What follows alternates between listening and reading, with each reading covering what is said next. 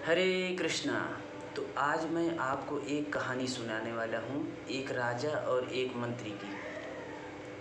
जैसे पहले के समय जो है राजतंत्र हुआ करता था, फिर उसके बाद धीरे धीरे जो है प्रजातंत्र हुआ। जैसे मान लीजिए पहले जो है अंग्रेज़ों का शासनकाल था, फिर लोग यहाँ पे बहुत परेशान होते चले गए।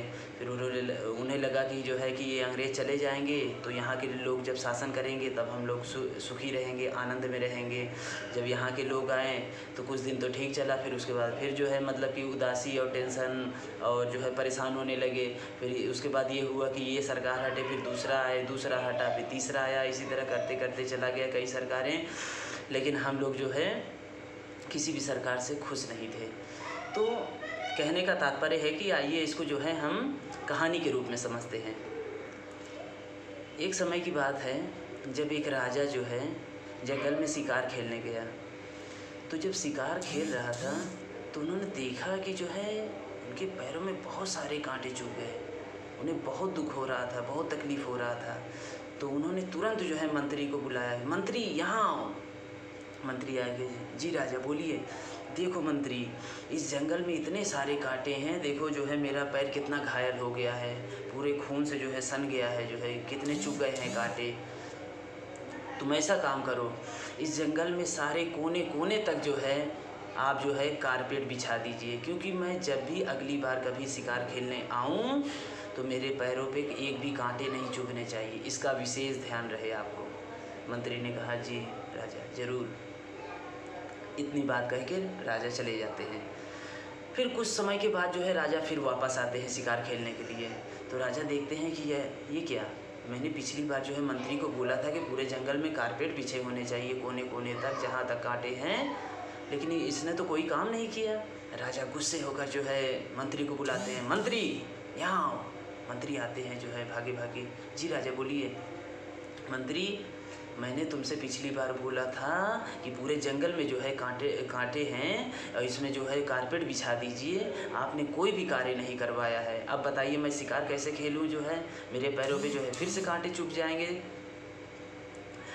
तो मंत्री जी ने कहा कि हे राजा, यदि मैं पूरे जंगल में मैं पूरे जंगल में यदि कारपेट जो है मैं बिछाता तो उससे जो है पैसा, समय और मेहनत तीन के तीनों जो है व्यर्थ जाते, बहुत समय लगता उसके लिए।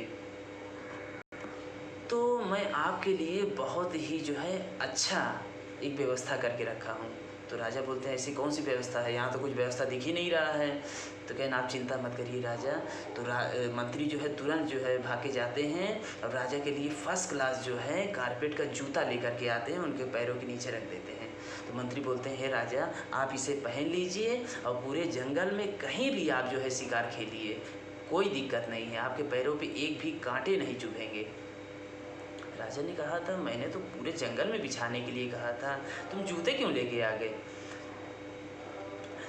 तो मंत्री बोलते हैं कि आपका उद्देश्य सिर्फ अपने पैरों को कांटों से बचाना है, बस उसके लिए आप कहीं भी जाइए, किसी भी स्थिति में रहिए, आप जूते पहन लीजिए, चाहे पहाड़ में जाइए, चाहे घर में जाइए या कांटों में जाइए, कोई दिक्कत नहीं होगा। राजा को लगा कि बात तो सही है, इसमें पैसे की भी बचत, समय की भी बचत, मेहनत की बचत, सब कुछ जो है बचत है। तो राजा बहुत प्रसन्न होते हैं जो है मंत्री से। तो मंत्री जो है राजा से कहते हैं कि हे राजा, आप यदि इस जंगल में जो भी कांटे गिर रहे हैं या जो भी कांटे हैं, आप इसको आज हटा देंगे, कल फिर जो है पेड़ से कांटे गिरेंगे। यदि आप कारपेट पूरे जंगल में बिछवा देंगे या पूरे देश में भी बिछवा देंगे, लेकिन कुछ सालों बाद वो कारपेट भी सड़ जाएगा, लेकिन यह जूता जल्दी ख़राब नहीं होगा। आप विषम परिस्थिति में भी कहीं भी पहन के आइए, कहीं भी जाइए, कोई दिक्कत नहीं होगा।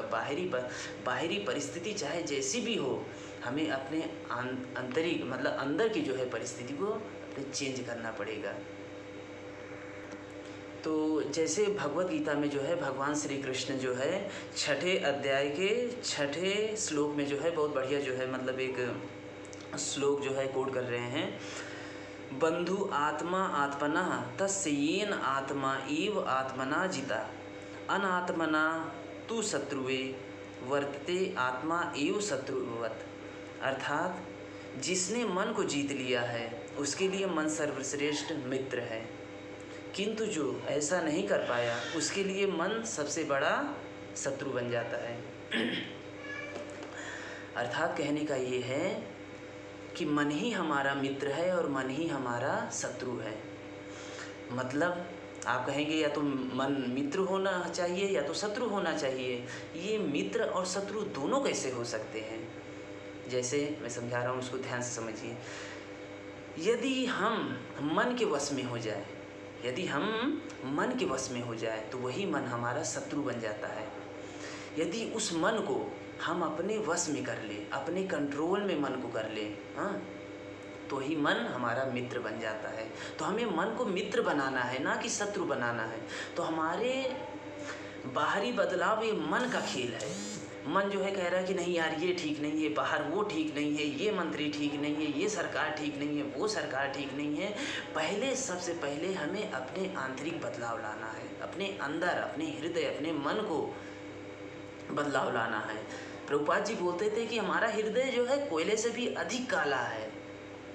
हाँ, कोयले से भी अधिक काला। लेकिन आप तो देखते होंगे जो है, जो ऑपरेशन करते होते डॉक्टर ने, तो काला तो कहीं नहीं दिखता।